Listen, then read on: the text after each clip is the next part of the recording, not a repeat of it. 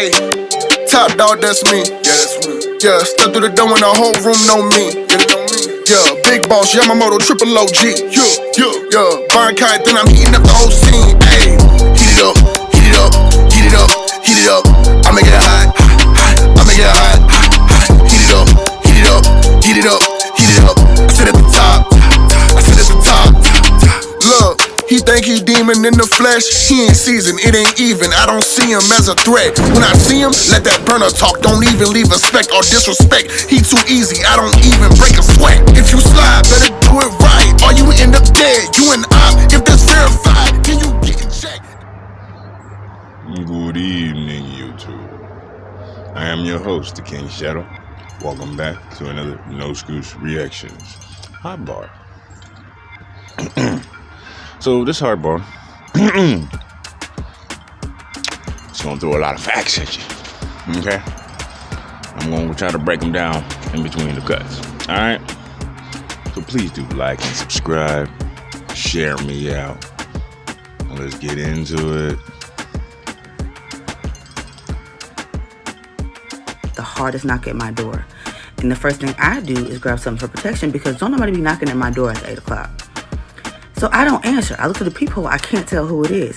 So I go to my patio and I peel back the blind, and I see it's one of my son's friends walking down the steps with no jacket on and something in his hand.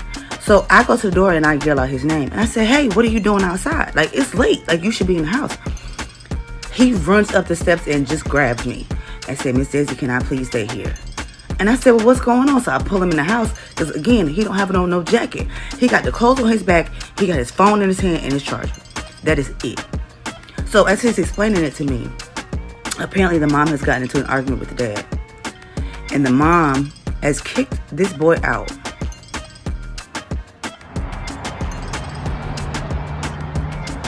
So let's get to that one. Kicking a child out because you got mad at the daddy. This happens more often than not than you actually know. That traveling motherfucking hate. Okay? It's not the kid's fault on who you chose to fuck with. And it's not the child's fault for, how you going about your relationship. Okay? People need to learn to get your kids out of your relationships. Okay? Especially if you in, a willy-nilly relationship. Keep them out of it. Okay? This is what Captain Sandwiches was saying about, girls holding on to that shit. A lot of females hold on to their parents' relationship like it was their shit. Okay? Not your shit. Okay? That's not your dick. That's not your pussy. Okay? And vice versa with the parents. You feel me? That's not your dick. That's not your pussy. So when the kids get to a certain age, you know what I mean? Your decision making on who they should date and all that shit goes the fuck out the window. Okay? It's true. Now, that situation right there, it's tragic, but it happens a lot. Let's keep going. Tough shit, then say you gonna call the police. I don't talk tough. I say I'm gonna call the police from the beginning. But you can't hurt me for what I say. Yeah. Nigga, cause if you was, you'll be whooping everybody in your neighborhood. So you gonna get on here and jump on me for what I say. You gonna hurt me for what I say on the internet. Well, the law says I got every right to either call the police on you or kill you. I live in a state that's open carry. I went to the gun course. And I was paying very close attention when they were raising hands and asking questions and saying, well, what about this? I was listening when the law defines what a threat is. Nigga, you can't threaten me and you 200-something pounds. Nigga, you might not know, but your body size say you're a weapon compared to me. I know law, nigga. I'm over here trying to teach you niggas law. Charleston motherfucking White. Now he came on there on the scene a while ago, and people up there, talking about he's a snitch and all that shit. No, he just told you straight up, you feel me? If it's not my mess, and I'm going to go, somebody got me into some shit that I ain't doing, I'm snitching. Like, that's not my shit. Exactly what he said, you feel me? He gonna talk, you know what I mean? And then he said, just now with the whole, You trying to get big on him on what he says, you feel me? He in an open carry state, and yes, in the open carry state, your weight counts, you feel me? If you a big nigga going against a small nigga, trust me, I know these laws because I've always been a big nigga. I've always been a deterrent and a weapon, okay? Always, okay? So I know these laws. Yeah, if the dude's like 200, 300 pounds going against a $150 motherfucker, that $150 motherfucker can use whatever the fuck he wants to make sure he's safe against that big 300 pound nigga. You get what I'm saying? So yeah, I'll bust you in your leg and call the cops. That's what he's saying. Hey, look at Charleston there, he little skinny motherfucker. You know exactly he gonna pull first. Look at fuck. He ain't got no squabs like that. Gangster rappers are some of the biggest traitors in the black community, but I can't separate them from the community too because we gave birth to them. Let me give you an example. The reason our young black males don't have role models so they got to get them off television. You know why they got to get them off TV?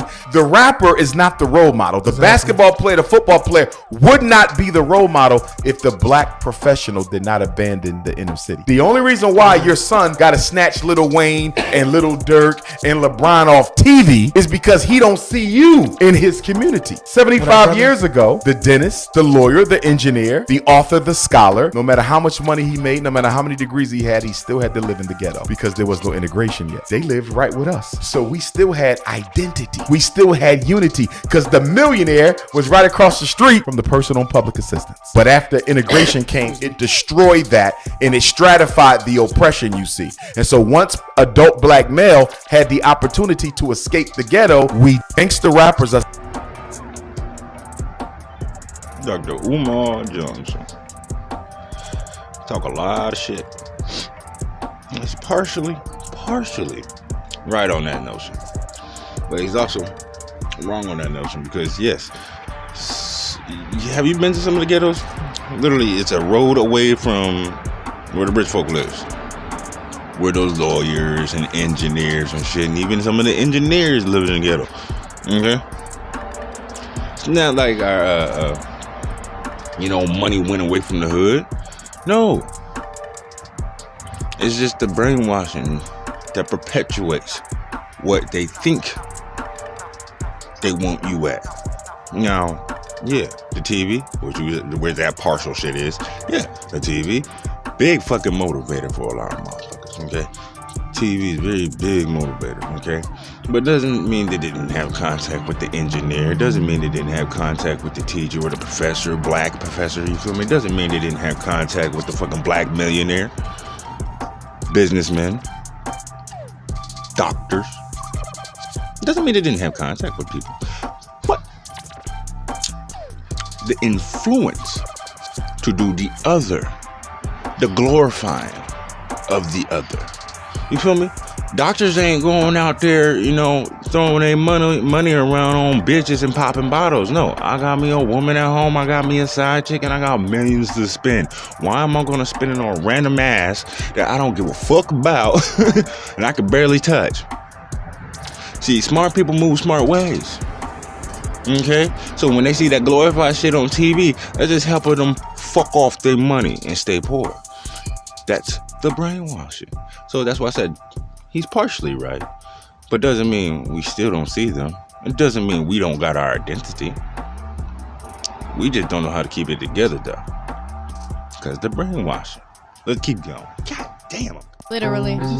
You're not even old enough. So, just a quick response to that, I've been on Neon's stream a couple of days ago. He's a great guy. I wanted to let me come back on and talk to him. I didn't know that I was going to be talking to a bunch of illiterate people who don't know how to read.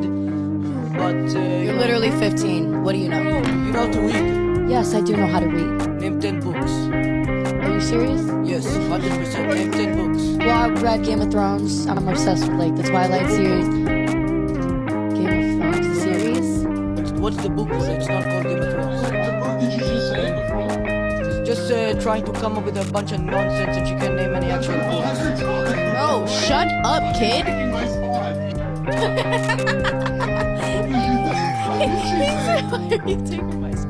I'm sorry if I'm sorry. I said I'm sorry if I said the wrong thing. I was obsessed with the show Game of Thrones. Literally. There you go, little nigga. Get on her helmet. But see, that's the funny thing.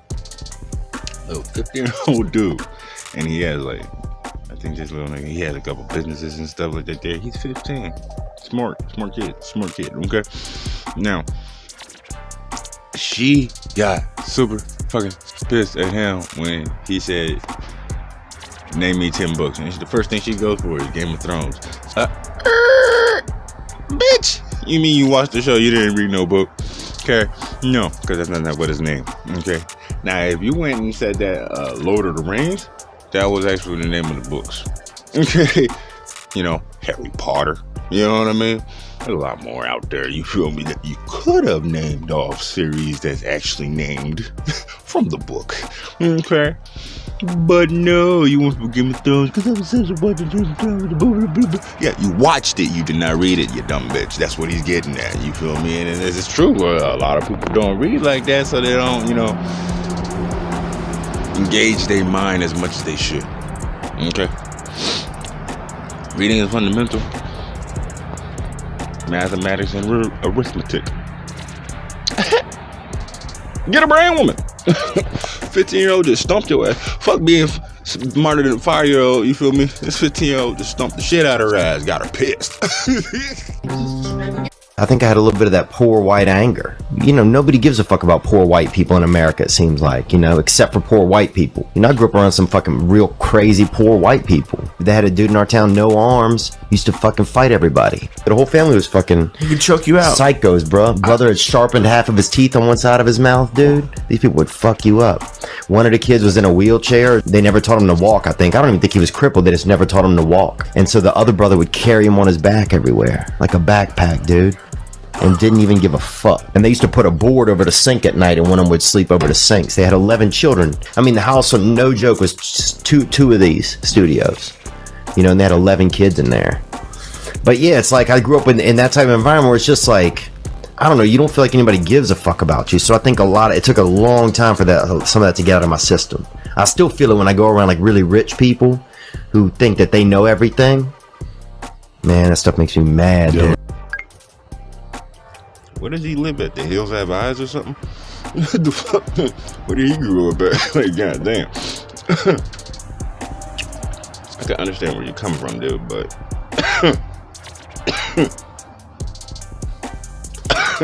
Nigga.